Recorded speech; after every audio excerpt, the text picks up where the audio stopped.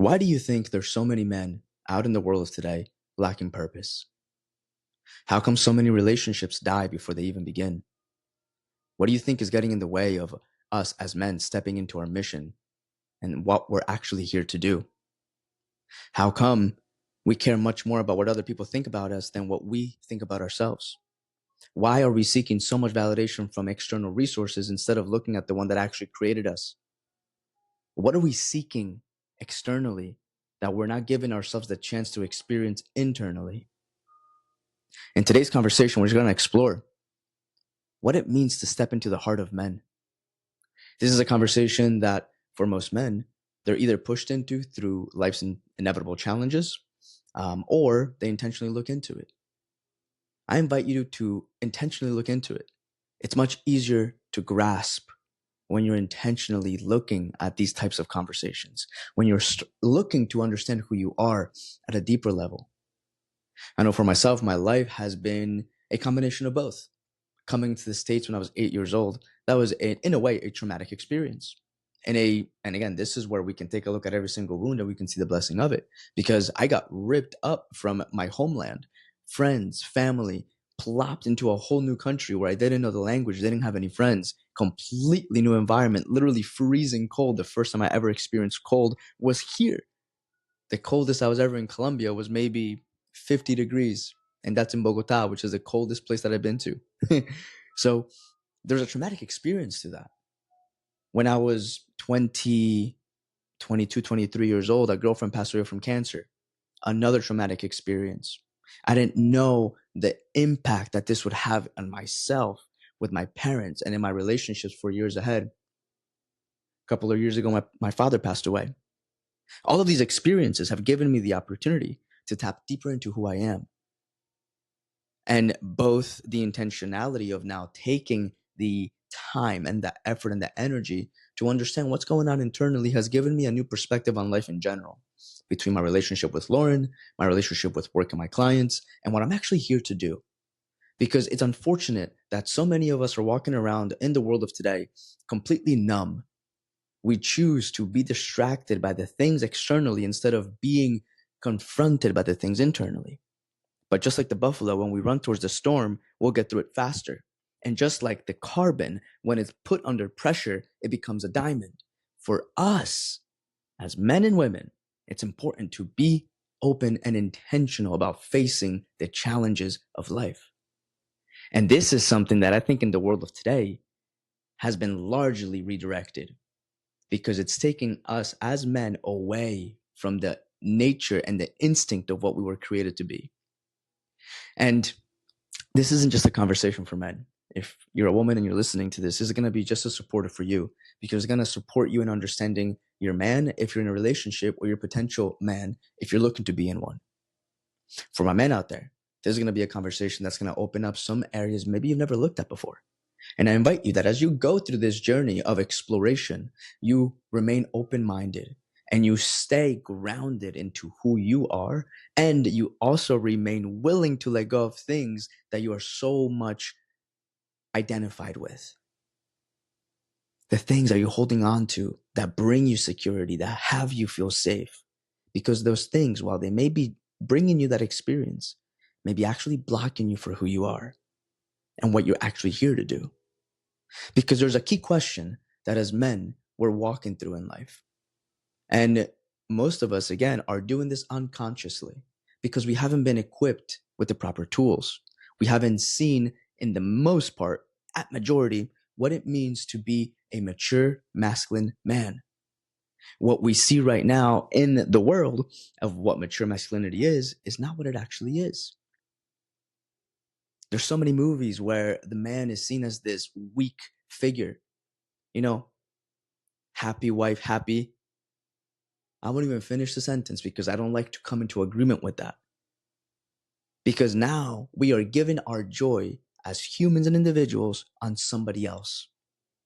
We can share the journey, but the moment that we are looking to be completed or to made whole by somebody else outside of our creator, we're putting ourselves in trouble. And worse yet, we're also putting them in trouble. I don't mean at risk physically with their lives. I mean emotionally, spiritually. Because now, again, we're reliant on the other person for us to be able to feel a sense of joy, which can only come from the internal place. We're walking around with a question that drives the things we do, the clothes we wear, the people we hang out with. This is a question that we are continuously trying to either answer or we are looking to in some sort of way make up. And the question is this: am I good enough? We as men in the world of today, we haven't been given the chance to actually be initiated into what it means to be a mature masculine man. If we take a look at the way in which our society and our ancestry was brought up, a boy had to go through an initiation period to become a man. There's the story of the boy who starts to get sexually active and attracted to women. And there is a tribe leader who sees the little boy start to look at this girl who actually turns out to be his daughter. And the tribe leader sees that this boy is interested in his daughter, and he's interested by that. He's curious by that. However, one night out of nowhere, they take him out of his home. They put him in the middle of the woods to be in the woods overnight, pitch dark. In the morning, they wake up, they go see him, and he looks like he's passed out, but he's just laying on the ground. They wake him up and they tell him, okay, now you're ready. He's confused. What does that mean? What does that mean, now you're ready? This is in a way an initiation that they put him through for him to recognize, to come to the end of himself as a youth and to break into something more. And again, as men today, we don't experience that. Now, I'm not saying that we're going to go do that to our children, but I am saying we create a system and we create a way in which we do initiate manhood, mature masculinity, a way in which we pass on what it means to have a truly powerful, mature, masculine heart. Because again, most of us haven't experienced that. And the thing with mature masculinity is it's not something that you get. It's something that is passed on. It's passed on and engendered through, meaning we need mentors. We need people that we can connect with, that we can seek support from. We need people that are going to be wise in their choices, that aren't just focused on the success in the pleasure sense of the world. No, they're focused on that, but also success in the spiritual realm and the emotional realm. Because I'm sure you've seen multiple movies out there where you see the father's not necessarily stepping up to the plate. Or maybe you see on the opposite side, the father that is too violent. These are both extremes. And both of these extremes are the way in which most of our society has really been assimilated. You're either the over-aggressive man or you're either the completely aloof man. Both of these are really the realm of the boy. They haven't been given the chance to mature. And throughout the journey of life, we're trying to answer this question: am I good enough? Now, as we go through this journey of exploring if I'm good enough, we're going to be driven by three main desires in life. And these three main desires in life really give us an access point of direction. These are the three desires that tug at our hearts continually. These three desires is what gets us as men moving. However, like I said before, we may not be conscious of this. So because we're not conscious of it, we're not intentionally moving towards it. And when we do put intentionality into these desires, you may start to see that the actions you take will be different. And maybe you'll start to see that some of the actions you're taking on today are in some sort of way making up, compensating for lacking one of these aspects. So let's begin.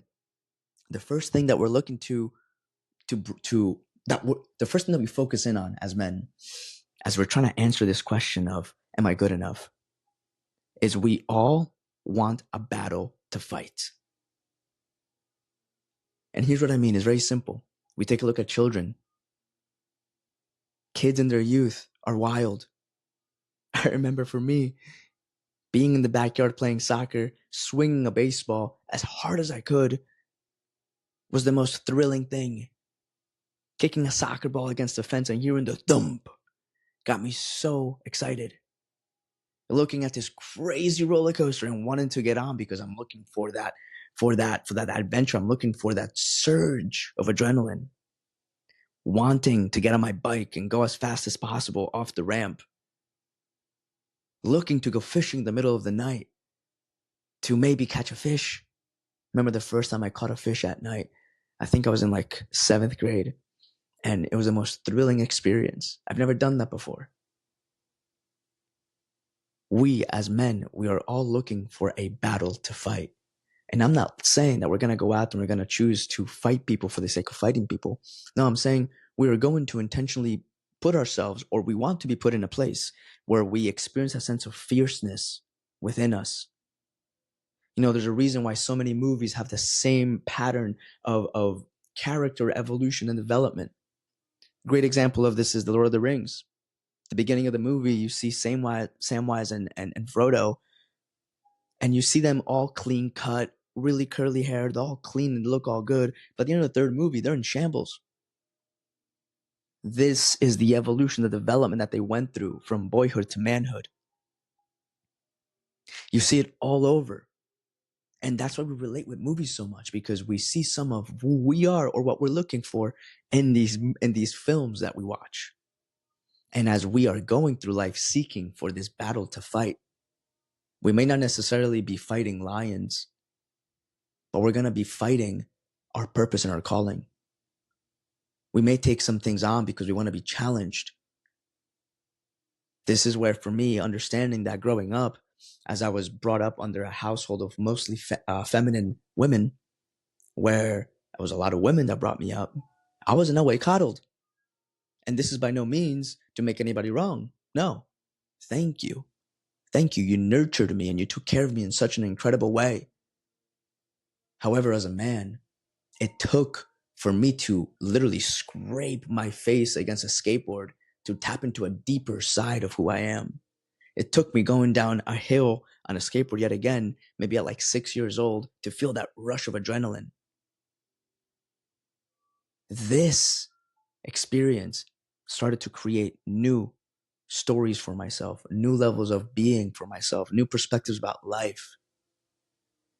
And as we move through life, if we don't have the chance to explore what is the battle that we're looking to fight, we may find ourselves weak.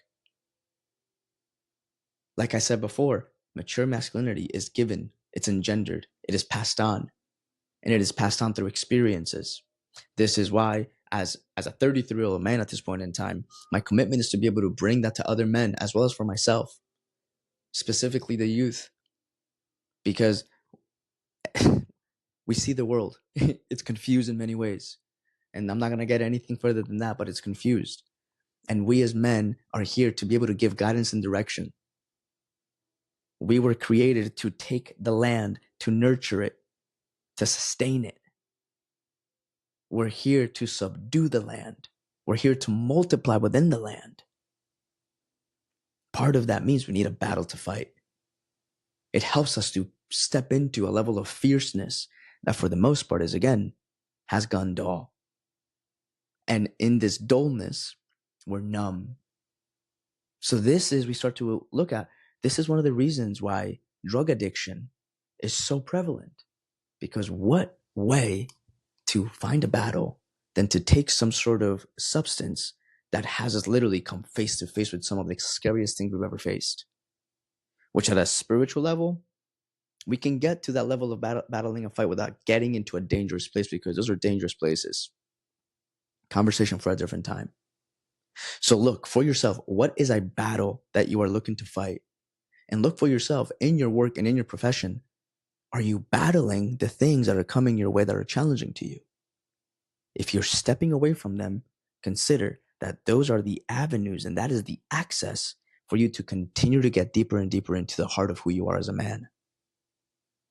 So that's the first step, or the first aspect that we're looking for on our journey to be initiated as full men, men that are fully intact, integrated with everything, not too physical and nowhere near emotional, or not too emotional nor physical. No, we're looking for a man that's in the middle, that is able to handle emotions properly, communicate effectively, be able to lead a purpose forward, all in the meantime being completely unattached from an outcome. Number two, we're all looking for an adventure to live. We are all looking to get beyond who we know ourselves to be. And an adventure creates the opportunity for us to step beyond that. I've been blessed. Like I said before, when I came into the States, I was challenged being brought into the States when I was young. It put me in a place to choose a battle, like learning a whole new language, meeting a whole new group of friends. It also put me in a whole new place of adventure. Literally putting hands under running water, hot running water in the middle of the winter. I've never experienced hot running water coming from the faucet in the sink. Maybe in the shower, but never in the sink. That wasn't a thing that in my time growing up in Colombia we had. It was an adventure. I remember looking at the roads, they were massive. I'm used at the time to one road going one way, one road going back. That was one of the main roads. Here I am, I pull up, or I'm driving down the New Jersey Parkway, which, if you know, it's probably 4, 5, 6 lanes in some places. I remember looking at these roads thinking, I'm in a completely new place. I'm in a whole new level of adventure. As I get older, as I start to meet new people, as I start to get interested in new things, I'm living in a place of adventure. As I get even older and I now start to step into the world professionally, I get involved with network marketing, where there is nothing secure about entrepreneurial work, which leads me into door-to-door sales. I'm seeking adventure. Again, I'm blessed because I've been able to have the guidelines by my sides to give me support, to really give me the direction. While I may have been coddled in a non-disrespectful way at all when I was young, that same level of support has been massively transformative, supportive for me today. And has given me the opportunity to be in a place of adventure. Remember when I first came back I came to the States, went back to Colombia, then came back again. So I'm like 13, 14. I came back into the States the second time. Now I've had 2 different levels of culture shock. The first time here, hot running water, freezing cold. I'm tiny compared to everybody else. Holy cow. I go back to Colombia. Oh my gosh. The plates are a third of the size. People are so nice and everybody is so welcoming. School is so much harder. Come back here. Culture shock number 3. Now I'm integrating this adventure that I've been on. I remember coming back and I remember sitting in a classroom and just listening to people's conversations I remember being at a party and the cops showed up. I'm maybe like 15, 16 years old. And I just remember seeing everybody running around. I'm in the backyard. People are screaming inside. Why they're screaming, I don't know. We're at a party. I get it. We're not supposed to be there. There's alcohol involved. Yes, we shouldn't be doing that. So they're there, the cops, and I'm just chilling. I'm just chilling. I'm chilling so much. I remember so vividly where we're on the water. I'm chilling on a dock, and 2 cops walk up. They look at me. Don't even say a word to me. They walk back out again. Some people get in trouble. Some people don't. I didn't even get asked a question. Now, this is, for me, as I look back on that experience, to have been able to be so casual in that experience, I think it's because I was able to go back and forth between these different cultures. This adventure that I went on in life unexpectedly, unknowingly set me up for that particular example. Fast forward, I'm knocking doors. It is a hot summer day and I'm in Lanoka Harbor, New Jersey. For Lanoka Harbor, that is south of Toms River, beautiful area, knocking doors, and somebody's really angry with me because I'm like the 5th person to have knocked on their door that day. Oh boy. And they're coming at me hard. Now, for me, in that scenario, I remember being in that scenario, and he was angry. He was on the phone. He was about to call the cops. Now I have my licenses and everything, so it would have been good. But he's on the phone about to call. He's actually dialing the cops, and I'm just chatting with him, cool, calm, collected, not necessarily getting angry with him, not trying to prove my point, just acknowledging the fact that okay, I'm the I'm the 5th person knocking on his door on that particular day. Through conversation, he cooled off. He hung up. That didn't go anywhere as a deal, but he gave me a bottle of water. I remember so vividly because at the end of the conversation, I just thanked him so much. And again, I think that my life brought me through these adventures so I could assimilate the experiences to be able to have a cool, calm, and collected conversation with this man. So this is an invitation for you to explore. Where in your life have you been going through adventures? And what are the lessons, the insights, the takeaways that you've gained from them? Where have you failed at them? Because I just shared all good stories, but they're not all good. No way. The relationship that went down the drain when I was about 20 years old because I didn't know how to properly be a man, sending the wrong girl a text message, silly. Silly, silly, silly.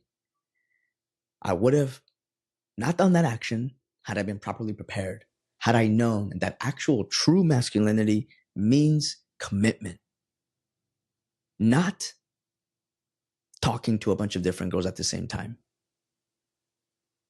That is not mature masculinity. That is me trying to chase. And because I'm trying to chase, I'm chasing this so I can fill a void. Small story. It's a small example of what it means to not be properly assimilating the adventure. And we're all seeking this level of adventure. Again, it challenges us. There's nothing more exciting than to be able to take an action on that makes us somebody new once we're done with that action. This is why it's so important that as we go through life, we have a set of goals that we're moving towards. Now, these are just ideas, benchmarks as to what we think we want to create. Ultimately, God, our creator, has the ultimate purpose and plan for us. But we need to be the ones that are in action because it's impossible to turn a parked car. So if you're looking to create something powerful in your life, have a vision, have a plan, have some goals, start taking action on that. Go on the adventure of life. There's a quote that says you're either living a daring life or you're living a boring life. And that makes me think of how much times in my life am I living a boring life? And typically it's because I'm just caught up in what I can see in front of me and not having enough perspective to see what is beyond me. And what is beyond us, that's where the adventure lives. This is why, again, we as youth are so excited to be in a place of risk and danger. We want to go into the woods. We want to go and be in places where we may get hurt because all of this means adventure. And it allows us to tap into our fierceness inside, into our wildness at heart. The wilderness, Jesus, perfect example. The man spent so much time in the woods, in the wilderness, literally, spending time with the Father, being with him, sitting with him, listening to him. He was literally in the wilderness, touching back into his true self, communing, being one with the one who brought him here.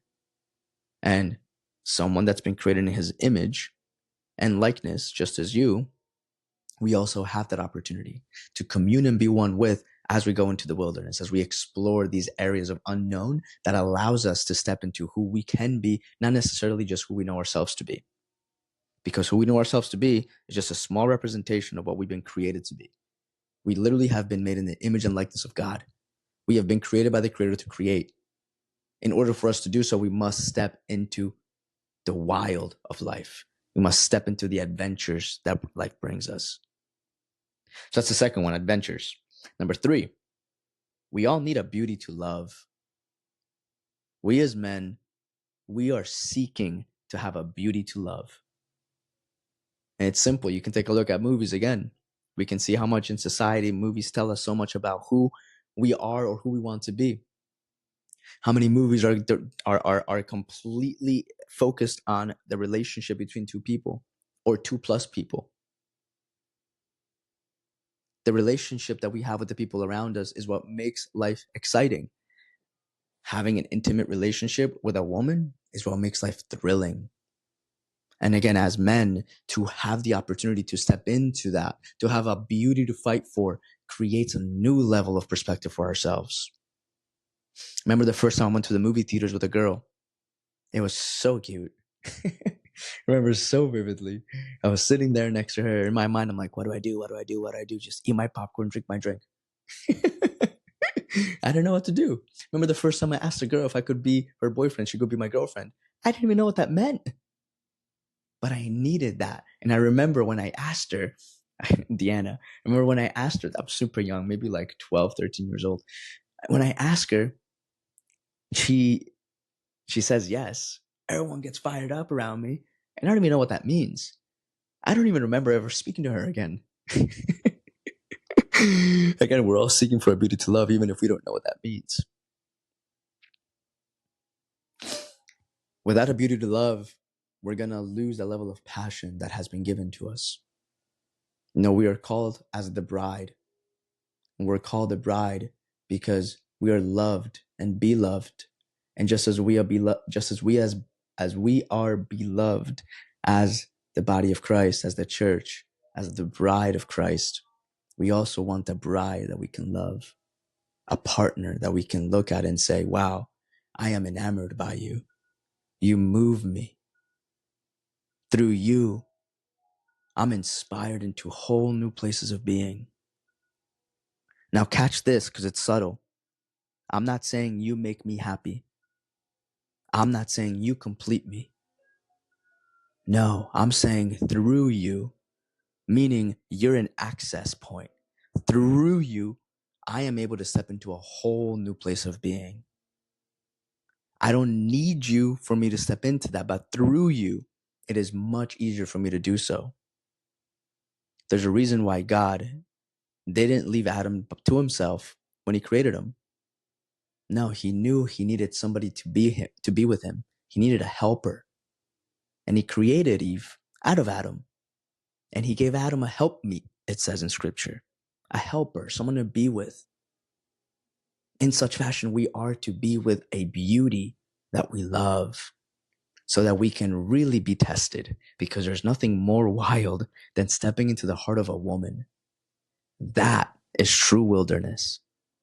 The heart of a woman is one of the most scary places to ever step into. Talk about fighting a lion. There's nothing more scary than stepping into true love, full vulnerability, full openness, full nakedness in every sense of the word. There's nothing more scary than that. And this is, in my perspective, why I think so many relationships right now are going down the drain. Because there aren't many people, many men that are willing to be seen fully. No, we would rather put on a facade pretending that we are something instead of being seen fully. For me, for myself, when I was in the door industry at one point in time, I was totally pretending, externally looking good, sounding good, but internally totally shaken up.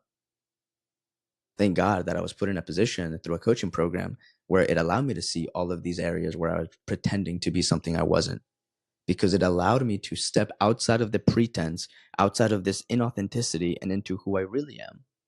And that hasn't stopped. This has been an ongoing journey. Now, the Lord being in my heart, he's completely stripping away things that I thought were important that no longer are.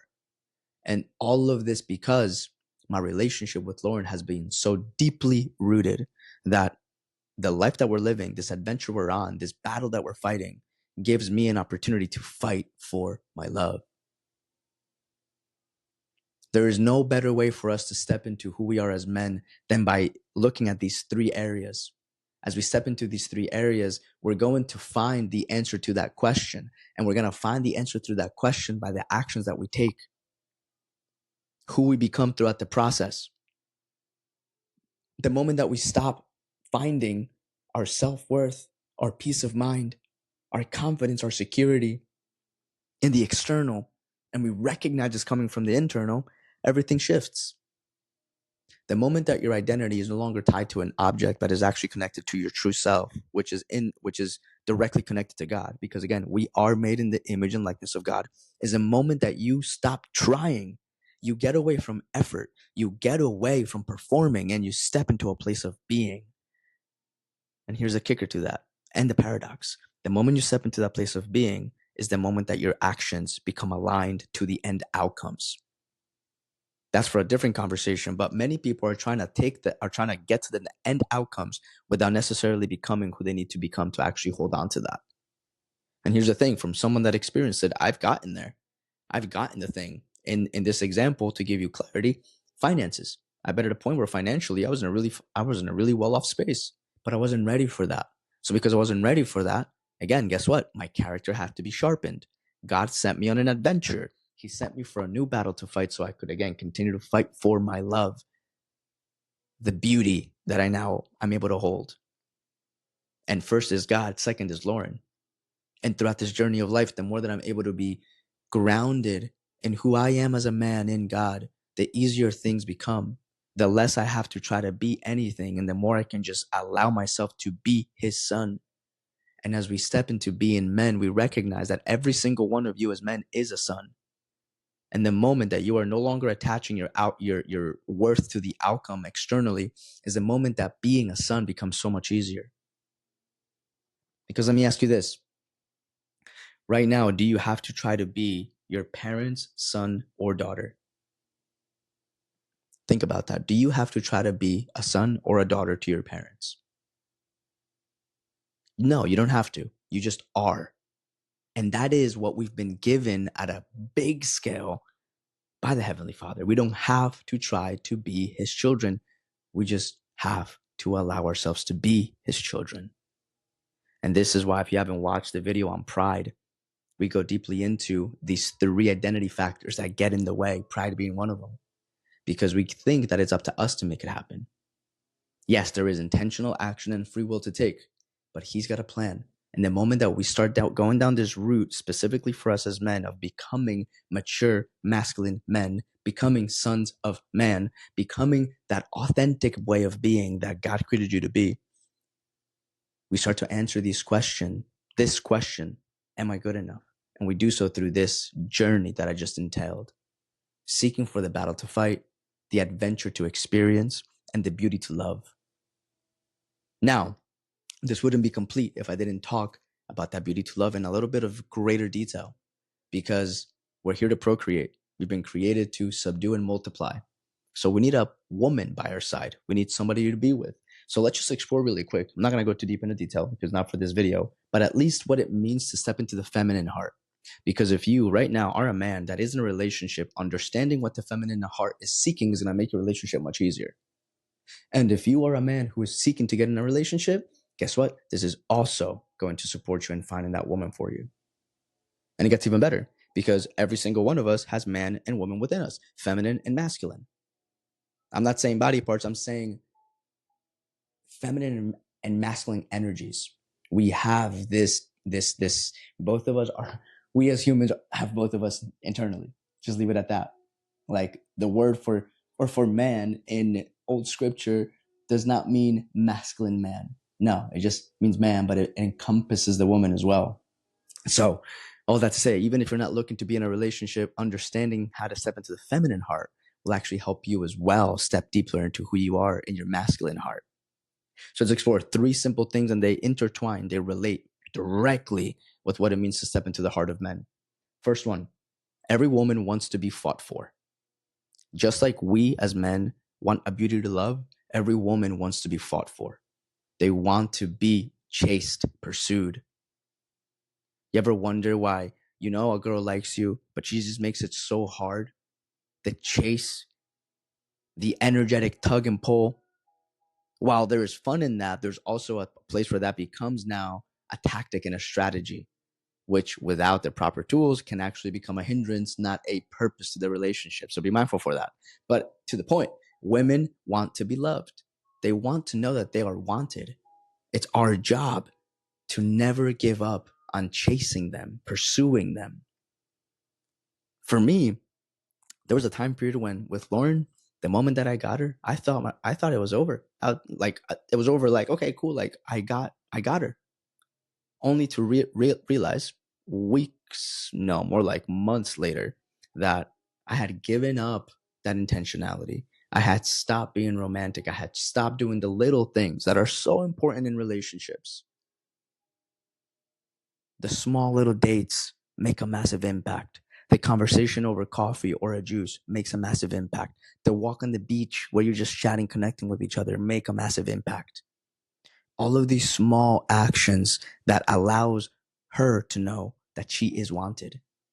Because like I said, for me, there was a period where I just let go and I thought I was good. And because I thought I was good, the relationship went to crumbles. And it's because I wasn't fully present. I was disengaged because I thought I had quote unquote made it. Because I thought that because I had her, I had won her. And it's a continuous winning of. By winning, I don't mean necessarily that she's losing because you're winning. No, I'm saying you're stepping into that which you love, into yourself. You're winning that authenticity as a man to have somebody by your side. And a woman wants to know that she is wanted. She wants to know that you want to fight for her. So men, fight for her. She will test you. She will put up things that will get in the way intentionally and unintentionally to see if you actually do want it. I put up a poll not too long ago and I said, to all my women out there, how often do you test your man to see if he's actually committed to the relationship? And I just put yes and no. It was like 95% responded yes. So most women will do that. And from that poll that I just shared, it was intentional. That wasn't even unintentional. They were intentionally saying and openly declaring it and openly accepting it. So imagine what is going on that they don't even know. And that's okay, because we're here to, again, have a battle to fight. And as women want to be fought for, they're going to see if we actually do want to fight for them. So that's the first one. Number two, a woman also wants an adventure to share. Just like we want an adventure to experience, a woman wants an adventure to share. This is why, from my perspective, we see so many families are also going down the drain. Because at one point, the relationship is full of adventure. The couple is working, doing things together, is going to places together, challenging each other together. And then something happens, whether the relationship becomes committed, whether children show up in the picture. And at that point in time, that commitment or that desire, the adventure starts to fade. This is where, again, the man stops being romantic. There is no longer these creative ideas as to how to keep the conversation, keep the relationship alive. And because we stop doing that, the woman is not experiencing the adventure, and they want to share that adventure. Something that relates really interesting with these first two, a woman wanting to be fought for and a woman wanting an adventure to share. If we as men think that the adventure is to get the girl, we're going to lose. We're going to miss out on what's possible, because the adventure is not to get the girl. You could say that the getting of the girl, the actually loving her and having her fall or head over heels for you is part of the journey. But the adventure is to actually share the journey together, to continuously, openly, intentionally stretch each other, stretch yourselves. The moment we stop growing, we start dying. So it's really key that we continuously move ourselves to a place of growth. So again, we can share this adventure with our partner, because women, they want that. They want an adventure to share. Number three, a woman really wants for her beauty to be unveiled. What I mean with that is, a woman wants to be safe enough where she can let her natural beauty emerge. A woman wants to know that it doesn't matter if she shows up to her partner's to the date, or the partner shows up and she's not wearing any makeup. A woman wants to feel safe to just truly be herself. A woman wants to show up in her femininity. There's nothing more attractive for me than seeing Lauren in her femininity, in her freedom, in her openness, her self-expression. There's nothing more dangerous for a relationship than for us to try to have the girl that we are with be a certain way than she's not. You want to end a relationship? Try to have your girl be who she is not. Try to change her into who you think she should be. No. When was the last time somebody tried to change you and it actually worked? The answer is never, if you're real with yourself. So why are we going out there trying to change others? Especially the woman that we're going to spend the rest of our lives with. No, be open and create that space to let the woman be herself, to let her show up how she chooses to. And yes, there's going to be in a relationship the preferences that get spoken of. This is for a different conversation as well, but communication is very key in relationships, because there are things that Lauren has shifted up as we've communicated with one another. Same thing with me. Some things I've shifted up because of some of the things she told me that don't work for her. And that's okay, because we're here to give and take. A relationship requires sacrifice. And in order for us to be deeply rooted and connected with each other, the communication has to be open and safe. I know that I can go to Lauren and tell her, hey, babe, that outfit, I don't think it looks good. It doesn't really accentuate your hips. And this literally happens all the time. I'm not saying that to be mean to her. No, I'm telling her that because she knows that I'll be honest with her. And she knows that I'm never going to be actually poking at her in a judgmental way. Sometimes she asks me what I think about her outfit, and I say, I don't really like it. But she keeps it on. And that's perfectly fine. And I make sure that even as she keeps the outfit that I don't like on, I communicate how much I like her in it. Because it's not about the outfit. It's about her. And I'd rather her be comfortable with who she is than her be someone she's not just to appease me. That is actually very selfish from my perspective. And again, That is the man trying to control. A king does not control. A king stewards, meaning they take, they regroup, they organize, and they spread. They ensure that everybody's taken care of. In the sense of the relationship, to keep the explanation clear, I'm never gonna control Lauren into what she should or shouldn't wear. No, she is free to choose whatever she chooses to, because I'd rather have her beauty be unveiled. And I cannot unveil that beauty for her. She has beauty internally that she wants to let loose. And that is where us as men, being supportive and understanding, can give her the chance to do so. So this is just the beginning. This is an introduction to a much deeper and a much longer conversation. Because as we step into the heart of men, you start to recognize that there are going to be things that you're going to come across. There's going to be wounds. There's going to be challenges. There are going to be experiences that will be resurfacing. Maybe in this conversation, you've experienced something already for yourself.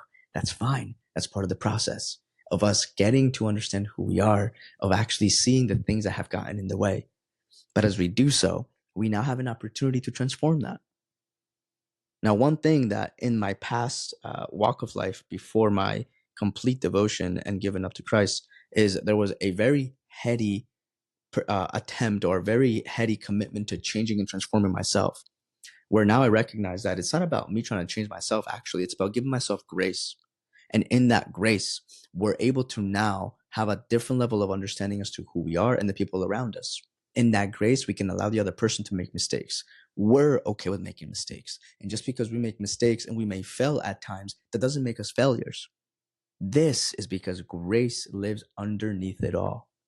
And the grace that we have been gifted, that love, unconditional, that we can experience daily, that is available to all of us.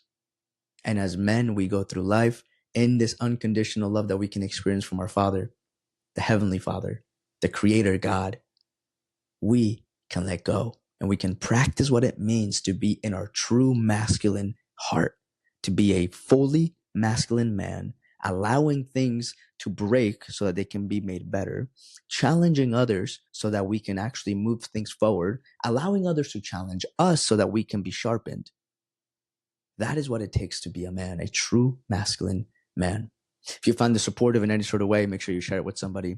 And man, go and explore for yourself what it means to step into the heart of yourself if you're a man. And if you're a woman still listening, what it means to step into the heart of your man. God bless.